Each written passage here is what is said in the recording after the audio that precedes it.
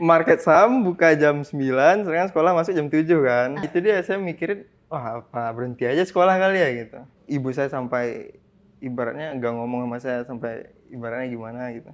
Yang paling saya banggakan itu ya membawa orang tua pergi jalan-jalan ke tempat impiannya lah gitu. Di mana? Saya bawa ke Eropa, terus umroh juga. Justru karena saya ngebagian orang tua itu rezeki datang terus gitu.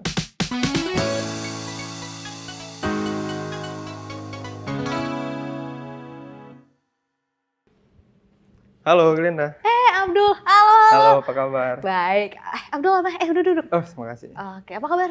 Baik, lumayan lah. Oke, aku sambil siap-siap ya. Oke, siap. Dari mana tadi? Dari rumah? Oke, macet. Wow, lumayan sih tadi di tol. Oke, rumah di daerah mana emang? Di BSD. Oh, di BSD. Taca bentar ya, abis ini kita Oke. mau langsung mulai soalnya. Siap. Oke, udah siap dong sama hari ini? Semoga. Oke. Saham juga hijau. Sama juga hijau. Oh, ini ide bagus nih buat besok nih berarti ya? Iya. Oke, ada yang Moodnya di-hold? bagus lah. Oh, moodnya bagus gitu. Ada yang di hold nih? Ada. Berarti yakin ya Mas Sam Yakin. ini? Oke, cakep banget. Oke, kita udah mulai. Langsung aja ya. Yep. Oke. Standby semuanya. Oke. Udah set? Oke. In 3, 2, 1, action. More than just hidden gem, welcome back to Hidden Masters bersama saya Ardina Glenda. Please welcome Abdul Qadir. Oke, Abdul apa kabar? Baik. Nah, sahabat Merasat buat yang belum kenal nih siapa Abdul. Abdul ini merupakan juara 1 dari Transaction Value Host Championship season 11 lalu ya. Iya. Total transaksinya waktu itu berapa Abdul? Kalau nggak salah 615M. Wow.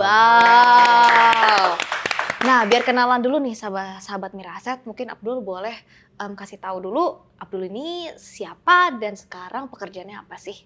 Halo sahabat Meraset, perkenalkan nama saya Abdul. Saya asal dari Padang, saya mulai karir umur 16 tahun dan sampai sekarang sudah 5 tahun di pasar modal. Sekarang pekerjaannya adalah Trader saham, trader saham, full time? full time trader. Oke, nah aku mendengar banyak cerita menarik yang mungkin perlu nih sahabat Miraset saya tahu. Oke. Mulai dari 16 tahun tuh berarti waktu SMA ya? Bener, 16 tahun di Padang? di Padang. Oke, tahu soal saham atau pasar modal tuh awalnya dari mana sih? Nah, awalnya itu dari program Yuk Nabung Saham itu. Nah, saya mulainya itu dari jualan, semua hasil jualan itu keuntungannya saya masukin ke saham. Oke, jualan apa kalau boleh tahu? Jualan baju sama burger juga di sekolah. Emang udah ada jiwa-jiwa bisnis ya Iya benar. dari SMA gitu Soal ya. cita-cita dulu di Ponce Cita pengusaha sukses. Pengusaha sukses. Sekarang bukan pengusaha tapi sukses juga lah ya. Iya, pengusaha saham lah. Pengusaha saham. Oh, keren. Nah, usia 16 tahun di Padang. Mungkin kalau kita tahu nggak begitu banyak sama anak usia SMA gitu ya yang akhirnya serius investasi pada awalnya ya. Benar, di dan di saham. Padang itu masih tabu juga dulu soal saham. Oke, nah akhirnya waktu itu memutuskan untuk investasi di saham. Kenapa? Benar. Yuk nabung saham ya karena lebih kalau nabung di bank ya kayaknya kurang gitu. Oke, akhirnya memutuskan untuk investasi di saham di usia 16 tahun. Benar, pakai KTP orang tua juga waktu itu. Oh, belum punya KTP waktu itu? Iya, belum. Oke, awal waktu invest itu dari hasil nabung sendiri, dari hasil jualan ya? Iya, jualan. Oke, jadi awalnya tuh memang hanya untuk investasi semata. Benar. Tapi akhirnya waktu itu sempat trading juga, sampai sekarang bahkan ya? Nah, awalnya itu karena keuntungan di saham Ases itu. Saya masih ingat 80.000. Saya untung segitu. Wah, kok gampang banget dapat uangnya gitu. Itu dalam jangka waktu berapa lama dapat Itu 80.000? cuma 2 minggu kalau nggak salah ya. Dari modal awal? Iya, dari saya tabung, oh udah hijau aja gitu. Oke. Ini beneran langsung dapat uang segini gitu. Oh. Nggak perlu jualan panas-panasan. Oke, jadi dari 80.000 udah senang. Senang, ibaratnya kok gampang. Oke, jadi habis itu dari invest beralih tuh Beralih ke scalper lah ke jatuhnya. scalper. Nah, sekolah sampai scalping tuh gimana ceritanya? Nah, itu dia. Nah, itu dia nih. Ada apa nih? Market saham buka jam 9, sekarang sekolah masuk jam 7 kan. Ah. 7 waktu itu masih full day sampai jam 4. Oke. Ibaratnya guru lagi nerangin, saya tengok saham. Oh, pernah tuh? Sering. Oh, sering. Ketahuan guru nggak awalnya? Ya, saya duduk belakang lah. Oke, jadi sambil sekolah, sambil trading. Itu udah ngerasain cuan-cuan terus tuh. Cuan terus juga nggak, tapi ngerasain bertumbuh lah. Nah, gimana Abdul nyeimbanginnya di saat harus sekolah, tapi harus trading tektokan juga nih? Nah, iya. Ada suatu ketika momen saya nggak bisa tektokan. Sedangkan saya hold saham. Puyeng nggak? Puyeng tuh ya? Puyeng mikirin. Ibaratnya orang lagi ujian, saya malah mikirin saham. Dan saham yang saya hold itu lumayan all in lah, lumayan banyak gitu. Dan volatil juga nih tipenya. Volatil. Ibaratnya, waduh megang HP nggak bisa. Akhirnya saya harus nentuin nih mana jalan saya yang sebenarnya gitu. Menentukan jalan nih. Gimana maksudnya nentuin jalan nih? Nah itu dia, saya mikirin, wah apa berhenti aja sekolah kali ya gitu. Anak SMA kelas 2 mikir udah berhenti sekolah nih. Buat Iya, saham. buat saham. Akhirnya Ya berpikir lumayan dan saya mutusin untuk berhenti sekolah. tapi waktu itu keputusan yang radikal banget pasti. Sangat berani keputusannya. Ibaratnya saya anak tunggal dan harapan orang tua gitu. Nah terus orang tua, even sekolah, mungkin teman-teman itu komentarnya gimana waktu Abdul kayak saya pengen berhenti sekolah. Ya saya jelasin pun mereka nggak ngerti. Malah mikirnya saya kena bully lah atau ada masalah lah gitu. Padahal ya emang mau fokus ke saham gitu. Oke, tapi sampai sebegitu kuatnya gitu, Akhirnya benar. yakinnya. Apa sih yang buat Abdul yakin banget sama saham?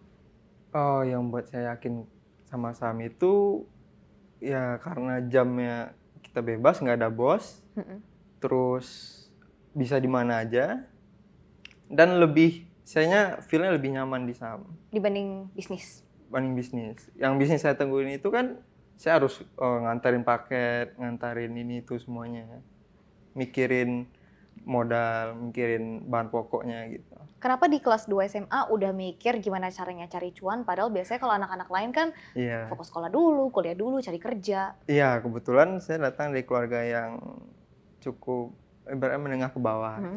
Ya jadi harus mikirin gimana caranya ngasilin uang.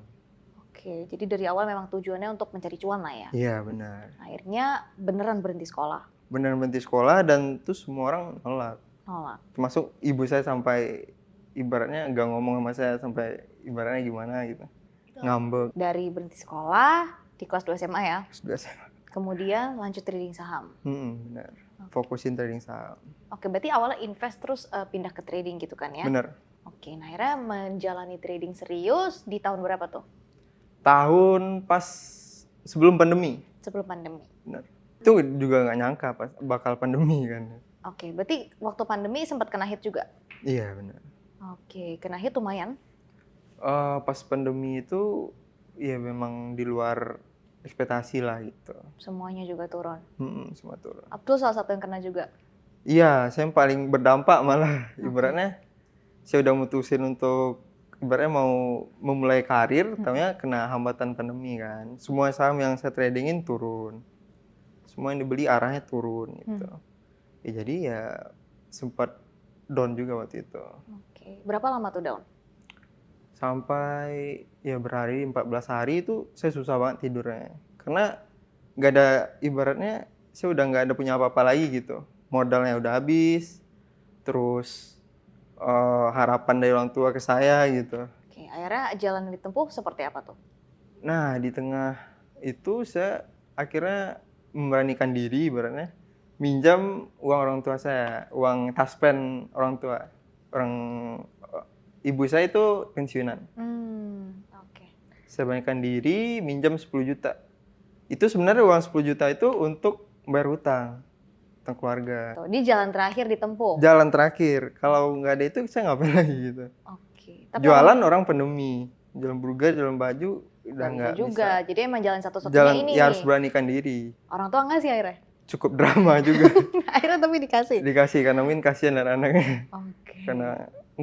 Karena dad stress, mikirin terus gitu. Oke, akhirnya dengan uang 10 juta lah katakanlah, mengawali lagi karirnya dari situ. Akhirnya merasakan kebangkitan kembali tuh gimana caranya? Karena setelah itu nggak disangka juga market balik arah. Nah, saya dapat momen di situ. Saya masih ingat saham BRIS itu, BRI Syariah.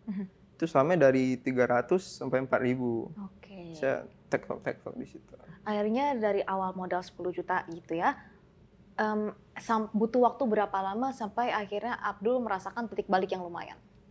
Oh, lumayan, itu butuh waktu 6 bulan untuk hit 100 juta. 10 juta ke 100 juta? Benar, 6 bulan. Wow, luar biasa. Itu tuh udah membagikan kabar tersebut ke orang tua? Wah, langsung.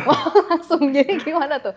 Saya langsung ngajak ke restoran lumayan mewah lah di Padang gitu. Oke. Saya undang juga keluarga di kampung. Oh, semua tuh? Banyak banget Ya, dong? semua saya pesan semuanya gitu. Oh, pesan. Itu sempet nggak mereka bingung, ini anak udah putus sekolah, ini dapat duit dari mana gitu? Iya, saya jelasin sekalian di situ. Oke, jadi dari situ Abdul merasakan bahwa ini keputusan yang tepatkah untuk diambil? Iya, sangat-sangat tepat. Wah, ini udah jalan hidup gitu. Udah jalannya. Itu di tahun berapa tuh akhirnya hit?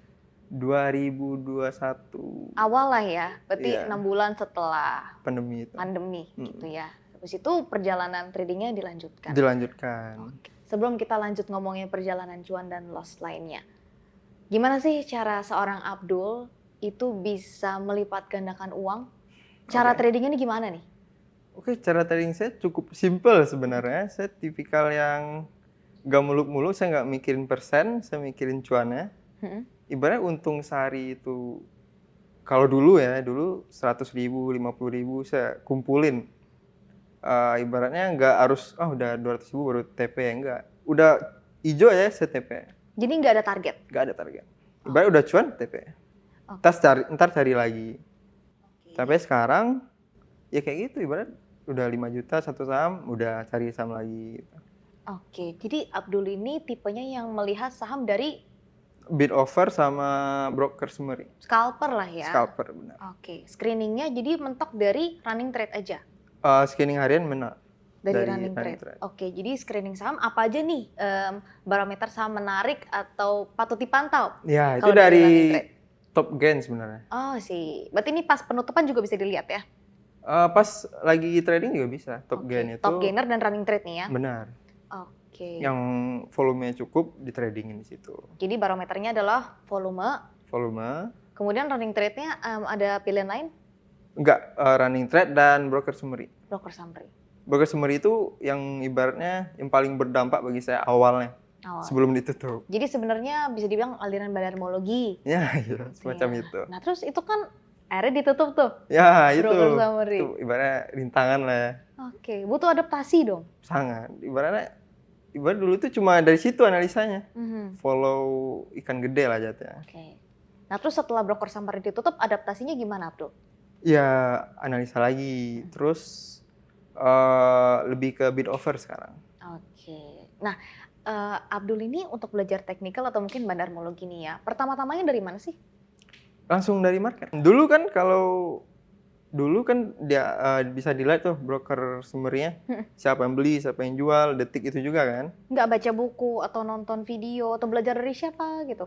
Enggak, langsung di market. Ibaratnya saya dari dulu sampai sekarang mulai jam 9 sampai jam tutup market selalu mantengin. Wow, luar biasa. Nah, sampai akhirnya menemukan zona nyaman atau ilmu yang menurut Abdul ini oke, itu butuh berapa lama? Nyamannya mulai 2022 sih. Udah mulai, Ibaratnya emang udah gini aja terus gitu. jadi bisa dibilang Abdul ini melihat saham itu yang breakout dengan volume juga. Benar, likuiditasnya lah jatuhnya. Oke, likuiditas gitu ya. Berarti nggak Ada terlalu bid offer yang ibaratnya mumpuni lah gitu. Nah, itu kan tiap saham biasanya beda-beda tuh Iya, ada yang tipenya. tipis banget. Oke, gimana cara Abdul menentukan saham ini mungkin bid atau offernya asli atau palsu nih? Itu kan Oke, juga yang tricky ya. pertama, benar. Bid asli itu ditentukan dia kepisah nggak lotnya gitu.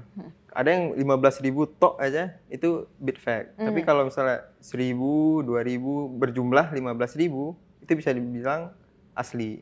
Oke, yang ordernya mungkin dipecah. Dan juga kalau bid offernya itu tebal tapi transaksinya kecil itu cuma ganjalan doang.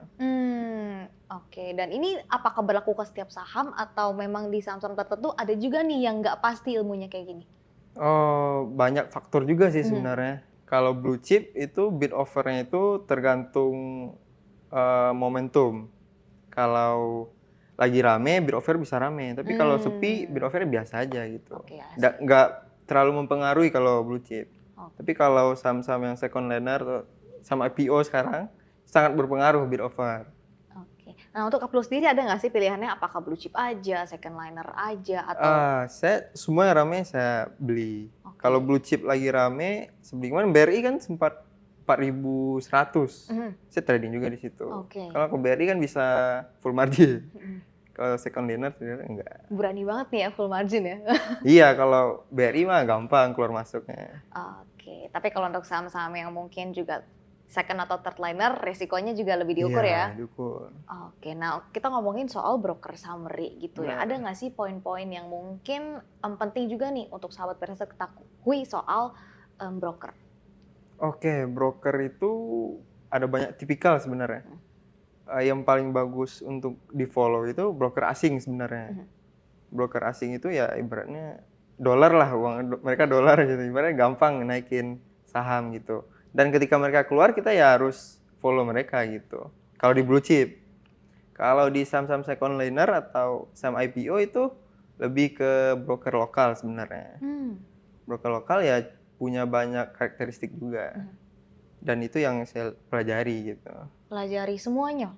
Iya, karena mereka yang transaksi ya saya tahu ini broker ini yang beli gitu. Tanpa lihat don't buy siapa yang beli gitu. Oke, jadi tergantung siapa yang bertransaksi itu akan ngaruh juga ya ke Ngaruh pola pergerakan banget. sahamnya? Ngaruh banget. Oke, dan itu semua Abdul pelajari langsung di market? Langsung market. Oke. So itu nggak ada di buku. Nggak ada ilmunya di buku ya? Nggak ada. Gitu. Jadi emang kalau sahabat Pereset mungkin ingin scalping seperti Abdul memang harus membiasakan diri dengan market. Benar.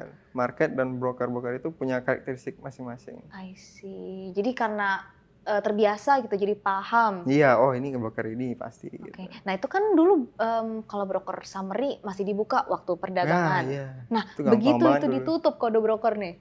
Ya pusing. Oke. Ya menyesuaikan lagi, mulai menyesuaikan lagi. Adaptasinya gimana nih? Dengan mungkin keadaan market yang sekarang nih, dengan kode broker yang ditutup, ada nih yang berubah? Oh banyak berubahnya. Kalau dulu itu broker summary pas dibuka itu kita gampang, dia beli kita tinggal ikutan. Kalau sekarang kita memahami ini yang beli beneran dia apa enggak gitu. Beneran asing yang beli atau beneran sekuritas yang oke yang beli atau enggak. Atau sekuritas retail yang beli atau yang jual gitu. Kita lebih menganalisa itu. Oke, itu pada saat perdagangan berlangsung atau lihatnya setelah market tutup di broker summary? Pas berlangsung itu saya pribadi mengenali tipikal buy and sell-nya. Tapi setelah market tutup ya itu realnya. Yang awalnya cuma analisa kan. Pas market jalan itu analisa. Nah, tipe Abdul ini adalah tipe scalper yang kalau tutup hari portonya bersih? Bersih. Kecuali saham ARA kali ya. Untuk menyusun trading plan di luar jam trading, ini seperti apa? Menyusun trading plan itu sebenarnya nggak terlalu penting. Saya lebih ke disiplin sebenarnya. Kalau di saham ini yang masuk ini misalnya, broker ini, saya harus lebih disiplin gitu. Jadi kalau misalkan malam hari gitu, atau sebelum tutup hari untuk besoknya night trading, Abdul nggak terlalu bikin trading plan yang terlalu... terlalu over nggak. Soalnya market bergerak itu, saya langsung bikin trading plan pas market bergerak itu. Jadi satset-satset ya tipenya ya? ya? Iya, benar. Bukan tipikal, harus di sini, enggak. Pokoknya gagal, ulang, gagal, cari yang lain gitu benar. Ya? Misalnya habis jual di 300, saya beli lagi di 320 juga nggak masalah. Oke. Nah untuk nentuin batas support dan resistnya gimana? Nggak terlalu penting support resist. Jadi nggak lihat garis, technical chart juga nggak? Technical itu untuk nentuin arahnya aja. Okay. Jadi untuk support dan resistnya nggak lihat dari situ? Nggak, bid over sebenarnya. Baik, kita kilas balik lagi nih sedikit. Tadi udah sempat hit 100 juta di mungkin tahun pertama ya? Iya, tahun trading. pertama. Oke, akhirnya asetnya terus bertumbuh nih dari trading tersebut. Oke, sempat merasakan profitnya nggak sih? Iya, karena 100 juta itu lumayan lama, tapi ngehit 1 miliarnya itu butuh waktu sebentar. Dari 100 ke 1 M itu butuh berapa lama? 4 sampai 5 bulan kalau nggak salah. 4 sampai 5 bulan? Wow, luar biasa. Dengan cara tradingnya Abdul sendiri ya? Iya, benar. Dan market juga mendukung. Oke, nah dari 100 ke 1 M, atau bahkan dari 10 ke 100 gitu. Itu kan pasti mindsetnya beda tuh, karena jumlah uangnya beda. Dan apa nih? Saya masih muda waktu itu kan. Masih 18. Masih 18 sudah hit 1 M pertama. Wah, dan keren. Umur 18, anak muda, beli mobil. Dan itu keputusan yang salah sebenarnya. Kenapa dibilang salah? Karena waktu itu saya mikirnya saham ini bakal, ibaratnya saya udah master, mikirnya gitu dulu. Gampang ini 10M gampang gitu. Padahal market nggak selamanya baik sama kita gitu. Market nggak selalu arahnya gitu. Ibaratnya dulu kan cuma cepat itu ke 1M. Mhm. Ternyata setelah itu stuck. Mhm. Dan modal saya berkurang karena biaya juga. Mhm. Dan itu ternyata yang bikin banyak berkurang itu karena konsumtif. Oh, Biaya hidup naik, sedangkan ini stuck gitu. oke. Terus beli mobil, di kampung ada utang keluarga saya lunasin. Ibaratnya terlalu, saya pikirnya bakal gampang lagi dapat duitnya. Karena terlalu cepat kan hit 1 miliarnya.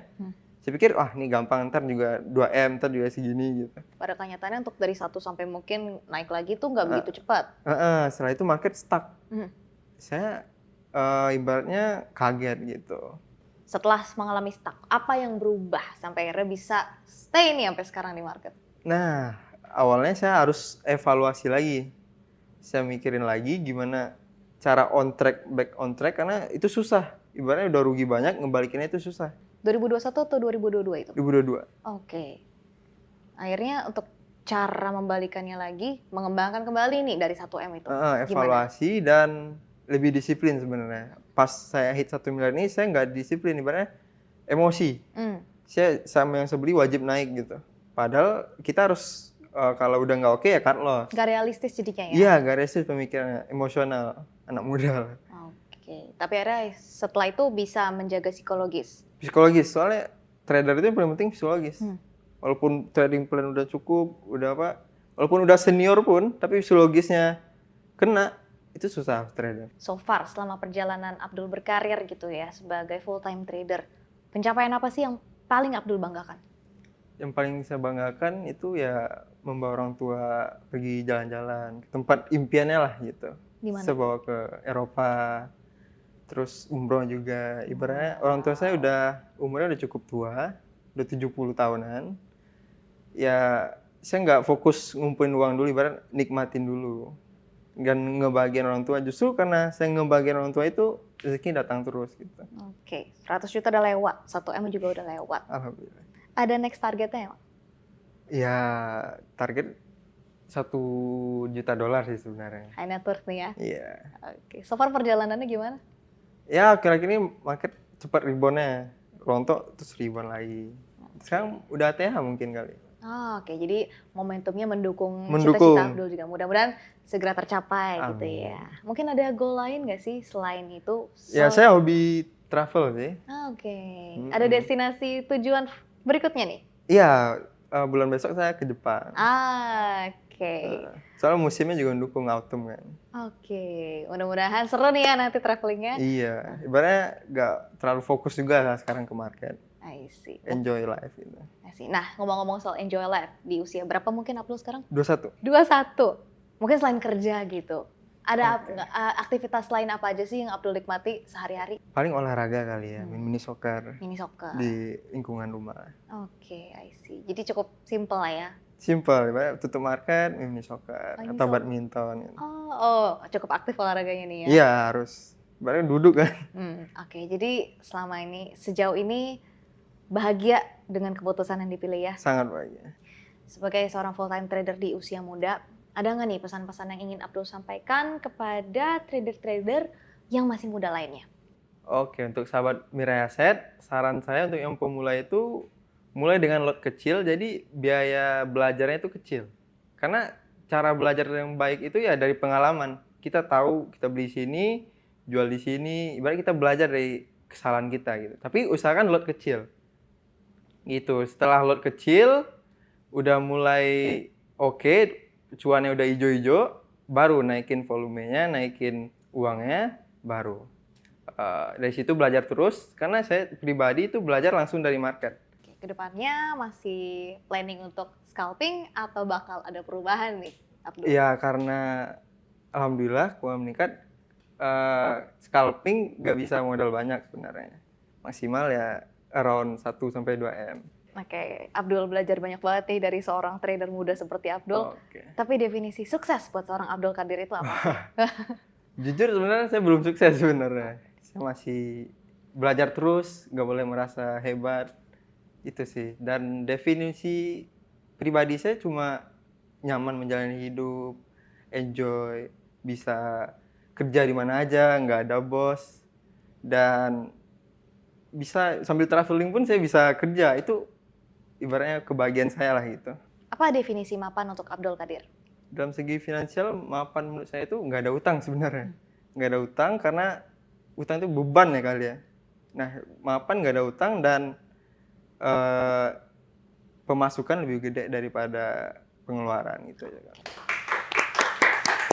Thank you Abdul, kita langsung masuk ke sesi games ya. Oke, boleh. Apa nih gamesnya? Kaget ada. Susun kata edisi investasi. Oke. Dan ini pertanyaan pertama. Oke. Oke, 3, 2, 1, sekarang. Portofolio. Oke. Oke, betul. Pertanyaan selanjutnya.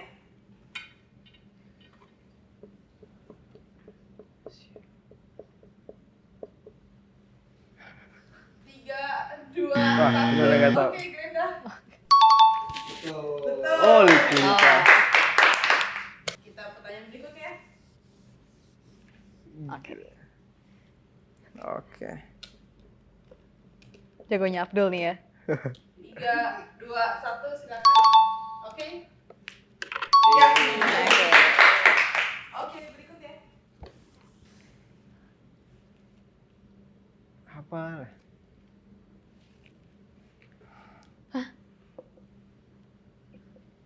3, 2, 1. Silakan Abdul. Mirai aset. Salah ya? Oh.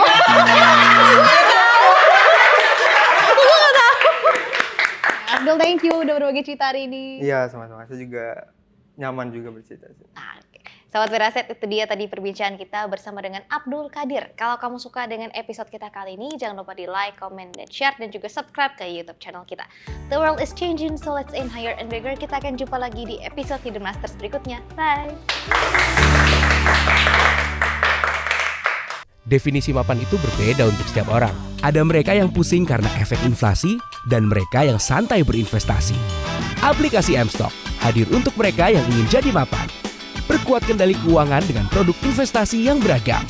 Dan pantau semua pergerakan dari satu aplikasi, baik bagi pemula maupun pemain lama. Saatnya jadi mapan bersama M-Stock dari Mirai Asset. Download aplikasinya sekarang.